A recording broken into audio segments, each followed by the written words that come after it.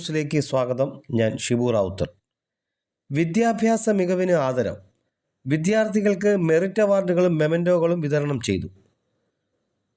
Pullichira Lucius park junction public ലൈബ്രറിയിൽ സംഘടിപ്പിച്ച merit award വിതരണ ചടങ്ങിൽ SSLC, +2, VHSC പരീക്ഷകളിൽ എല്ലാ വിഷയങ്ങളിലും ഉന്നത വിജയം നേടിയ വിദ്യാർത്ഥികളെ പ്രത്യേകം അനുമോദിക്കുകയും മെമൻറ്റോകൾ നൽകി ആദരിക്കുകയും ചെയ്തു. മയ്യനാട് ഗ്രാമപഞ്ചായത്ത് 8ാം വാർഡ് മെമ്പർ ഗ്ലാഡിസൺ ജോർജ് അധ്യക്ഷത വഹിച്ചു.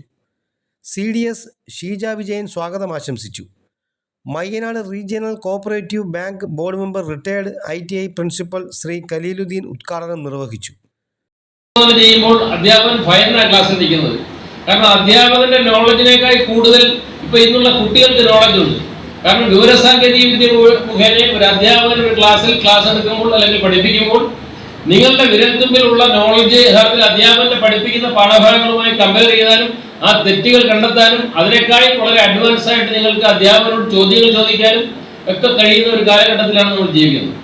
അതുകൊണ്ട് തന്നെ നിങ്ങളുടെ പഠന പ്രക്രിയ എന്ന് പറയപ്പെടുന്നത് കുറെ കൂടെ സങ്കീർണവും എന്നാൽ കുറെ കൂടെ ലളിതവുമാണ്.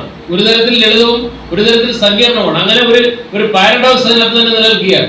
അപ്പൊ അതുകൊണ്ട് തന്നെ ഇപ്പം നിങ്ങൾ ഒരു പുതിയ മേഖലയിലേക്ക് പോകുമ്പോൾ ഒരുപാട് തൊഴിൽ മേഖലകൾ നമ്മുടെ നാട്ടിൽ ഇപ്പം നമുക്ക് കാണാം. നിങ്ങൾ കാണുന്ന തൊഴിൽ മേഖല പിള്ളേരെല്ലാം ഇപ്പൊ സ്വാഭാവികമായും സ്കൂളിൽ നിന്ന് 10ാം ക്ലാസ്സും 12ാം ക്ലാസ്സും കഴിയുന്ന കുട്ടികൾ നിങ്ങൾ എന്താകാൻ ആഗ്രഹിക്കുന്നത് ചോദിച്ചു കഴിഞ്ഞാൽ നിങ്ങൾക്ക് ചില ചോയ്സുകളാണ് ഇപ്പം നിങ്ങളെ മനസ്സിലാകുന്നത്. ഒന്നീ ഡോക്ടറാകുക, അല്ലെങ്കിൽ എഞ്ചിനീയർ ആകുക, അല്ലെങ്കിൽ അധ്യാപകനാകുക, അല്ലെങ്കിൽ IAS കാരനാകുക.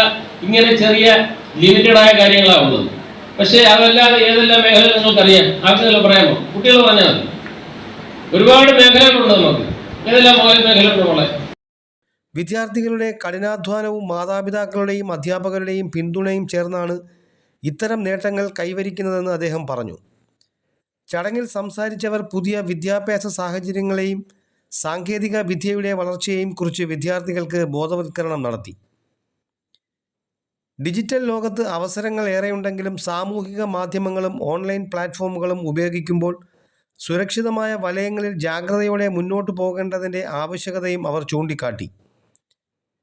വിജയം മാർക്കുകളിൽ മാത്രം ഒതുങ്ങുന്നതല്ലെന്നും നല്ല വ്യക്തിത്വം, സാമൂഹിക പ്രതിബദ്ധത, ആത്മവിശ്വാസം, കൃത്യമായ ലക്ഷ്യബോധം എന്നിവയും ജീവിത വിജയത്തിൻ്റെ പ്രധാന ഘടകങ്ങളാണെന്നും പ്രാസംഗികർ അഭിപ്രായപ്പെട്ടു. പരാജയങ്ങളെ ഭയക്കാതെ സ്വപ്നങ്ങൾ പിന്തുടരാനും സമൂഹത്തിനും രാജ്യത്തിനും മാതൃകയാവുന്ന തലമുറയായി വളരാനും വിദ്യാർത്ഥികൾക്ക് അവർ ആഹ്വാനം നൽകി.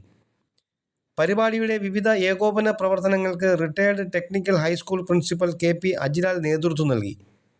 രക്ഷിതാക്കൾ, അധ്യാപകർ, ലൈബ്രറി പ്രവർത്തകർ, പ്രദേശവാസികൾ എന്നിവർ ചടങ്ങിൽ പങ്കെടുത്തു. സ്കൂൾ പ്രിൻസിപ്പൽ ഹാസിഡ് ആൻ്റണി നന്ദി രേഖപ്പെടുത്തി. ഇന്നത്തെ മികവ് നാളെയുടെ നേതൃത്വമാണ്. അറിവും ജാഗ്രതയും ആത്മവിശ്വാസവും ചേർന്നാൽ ഓരോ വിദ്യാർത്ഥിക്കും ഉയരങ്ങൾ കീഴടക്കാം. News desk, Kottiyam.